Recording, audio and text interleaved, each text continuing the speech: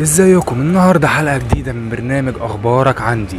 والنهارده انا في مسجد اتعمل على اسم المدرسة بتاعتي الاعدادية، مسجد السلحدار، وهو مسجد وكتاب وسبيل السلحدار. كمل معايا عشان تعرف مين اللي بنى المسجد ده واتبنى ليه.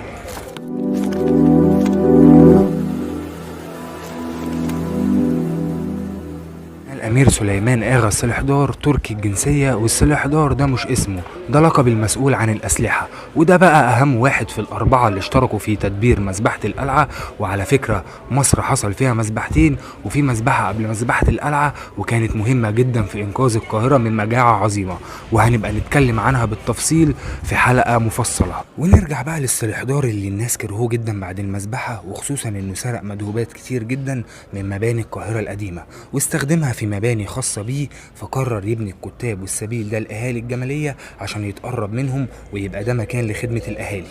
ما تنساش اللايك والشير والدعم على يوتيوب.